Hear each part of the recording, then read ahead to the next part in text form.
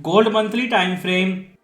Price पहले 5 impulsive wave में ऊपर गया, फिर एवीसी फ्लैट करेक्शन।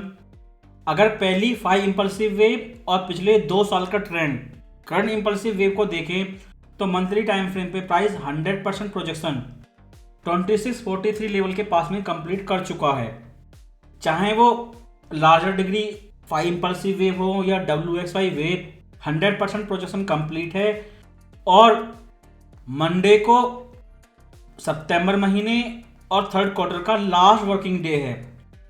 पिछले हफ्ते लास्ट 2 डे आपने प्रॉफिट टेकिंग देखी, मंडे को भी प्रॉफिट टेकिंग की पॉसिबिलिटी है अगर वार न्यूज़ नया रूप नहीं लेती। ये पहली बार हुआ है 2012 के बाद में कि सितंबर महीने की कैंडलस्टिक ब्लू क्लोज होगी। अगर ऐसा होता है, मंडे की क्लोजिंग कहाँ होती है, तो 2012 के बाद ये फर्स्ट टाइम होगा। अदरवाइज हर साल सितंबर महीने की कैंडलस्टिक रेड ही क्लोज होती है। उम्मीद करते थे ऊपर जाएगा लेकिन नीचे जाता था, लेकिन इस बार उल्टा हो गया।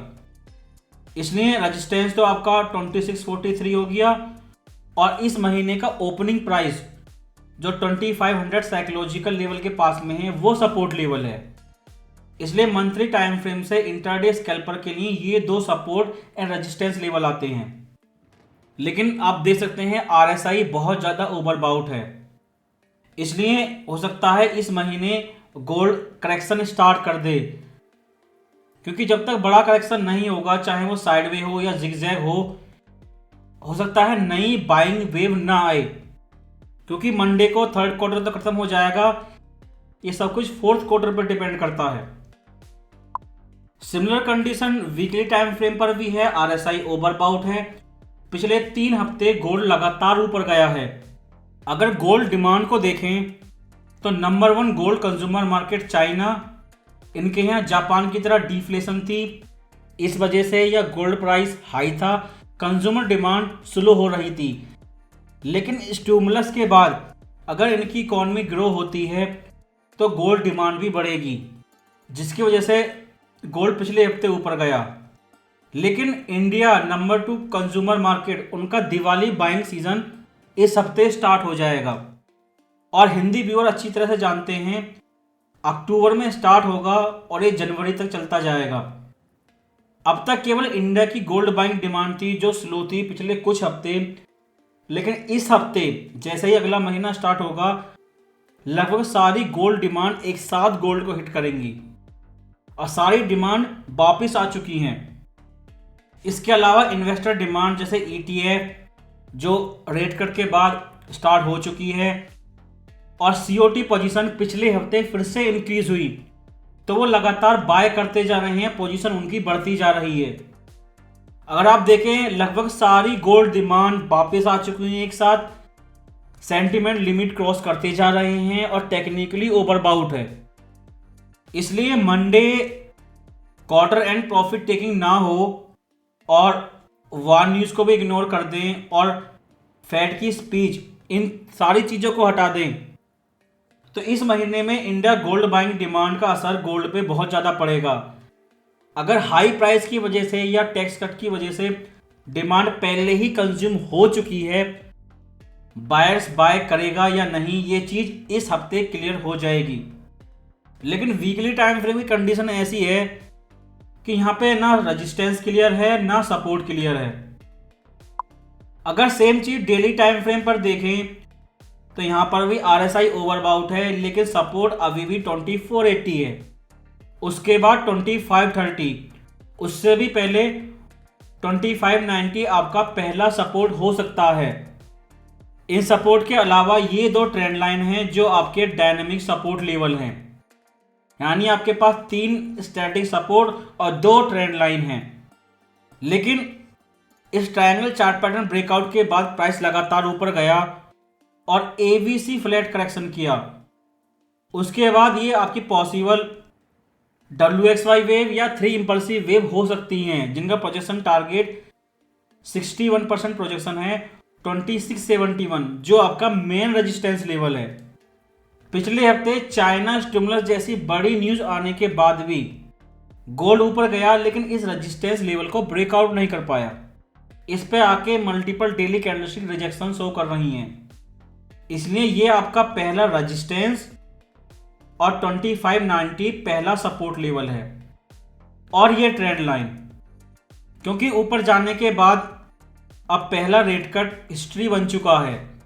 अब केवल यही चीज इंपॉर्टेंट है, लास्ट रेट कट कब होगा और कितना होगा। कट करके वापस 0% जाएंगे या केवल 2% पाकर रुक जाएंगे, क्योंकि गोल्ड बहुत ज़्यादा ओवर एक्सटेंडेड है। सभी टाइम फ्रेम पर काउंटर ट्रेंड करेक्शन करके अगर ट्रेंड लाइन रिटेस्ट होती है और 2590 लेवल रिटेस्ट होता है तो ये आपका पहला सपोर्ट जोन होगा, लेकिन पॉसिबल रेजिस्टेंस 2671 ही है। और जब तक प्राइस इन ट्रेंड लाइन के ऊपर है, टेक्निकल बुलिश है। जब तक ये ट्रेंड लाइन ब्रेकआउट नहीं हो जाती, प्राइस $200 नीचे नहीं आ जाता या इलेक्शन रिजल्ट क्लियर नहीं हो जाता, उससे पहले ट्रेंड रिवर्सल क्लियर होगा नहीं। केवल एक रेड कैंडलस्टिक आई थी फ्राइडे को, टोन फिर से चेंज होने लगी। क्योंकि अगर इंटरडे M30 टाइम फ्रेम आप देखें तो रेट कट के समय प्राइस $50 नीचे आया, करेक्शन किया, लेकिन तब से लगातार ऊपर जा रहा है और 2685 का हाई बनाया चाइना न्यूज़ के बाद में। लेकिन ये एक नई रेंज स्टार्ट कर चुका है, रेंज का नया लो बनाया, बायर्स के एसएल हिट करे। और जब प्राइस ने ये head and shoulder chart pattern बनाया था, लेफ्ट शोल्डर, राइट शोल्डर और हेड नेकलाइन ब्रेकआउट होने से पहले ये पीसीई न्यूज़ के बाद नीचे आया, क्योंकि पीसीई और सीपीआई दोनों ही नीचे जा रही हैं और इस स्पीड से नीचे जा रही हैं कि हो सकता है पीसीई नंबर उनके अगले रेट कट से पहले 2% से नीचे आ जाए। अगर inflation rate Fed interest rate से ज़्यादा नीचे जाती है और स्पीड से नीचे जाती है तो रियल रेट बढ़ने की वजह से ये गोल्ड के लिए नेगेटिव साइन होगा। केवल कोर पीसीई जिसने पिछले हफ्ते अपटिक शो किया और चाइना न्यूज़, केवल इन दो चीज़ को छोड़ दें तो इन्फ्लेशन रिस्क अब बदल चुका है।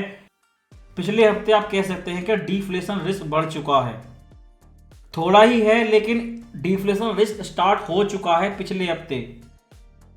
अब ये फेड की जिम्मेदारी है वो इस चीज़ को कैसे क्लियर करें, कोर पीसी को सीरियसली लेंगे या पीसीई और सीपीआई जो दोनों नीचे जा रहे हैं। क्योंकि ये चीज़ पहले भी बोली थी, फिर से बोल रहा हूं, रेट कट या रेट हाइक से कोई फर्क नहीं पड़ता। ये रियल रेट डिसाइड करती है एसेट प्राइस कहां जाएंगे। अगर पॉजिटिव होगी गोल्ड नीचे जाएगा, जीरो या फिर नेगेटिव होगी तो गोल्ड ऊपर जाएगा। और आने वाले समय में इन्फ्लेशन तेजी से नीचे जाएगी या फेड की रेट कट तेजी से होगी, इन दोनों का डिफरेंस डिसाइड करेगा कि रियल रेट कहां रहता है। वो उसी लेवल पर साइडवे रहे या ऊपर रहे, ये गोल्ड के लिए प्रॉब्लम है। लेकिन गोल्ड ने इंस्टेंटली इस चीज़ को शो किया और पिछले 2 दिन आपने देखा न्यूयॉर्क ओपन से क्लोज तक गोल्ड लगातार नीचे आता, केवल न्यूयॉर्क क्लोज के बाद ऊपर गया। इसलिए मंडे लास्ट वर्किंग डे है, प्रॉफिट टेकिंग आता है तो रेजिस्टेंस के रूप में इस चार्ट पैटर्न की नेकलाइन का रिटेस्ट स्टार्ट हो चुका है और रिटेस्ट के बाद में नया इंटरडे लो बना सकता है। लेकिन उससे अलग ये स्टैटिक हॉरिजॉन्टल रेजिस्टेंस जोन है 2660 लेवल के पास में। अगर प्रॉफिट टेकिंग कंटिन्यू रहती है तो प्राइस 2 अटेम्प्ट में इस लेवल को ब्रेकआउट किया और रिटेस्ट कर रहा है और फिर से लो बनाएगा। इंडिया डिमांड इस हफ्ते वापस आएगी और बायर्स की फ्लड आती है अगस्त महीने की तरह, सेम डिमांड या उससे ज़्यादा, तो इस लेवल के ब्रेकआउट का इंतजार करें, तब रिटेस्ट पे बाय करें। लेकिन आपके पास क्लियर स्टैटिक रेजिस्टेंस जोन है, ब्रेकआउट का इंतजार करें और रिटेस्ट पर ट्रेड करें।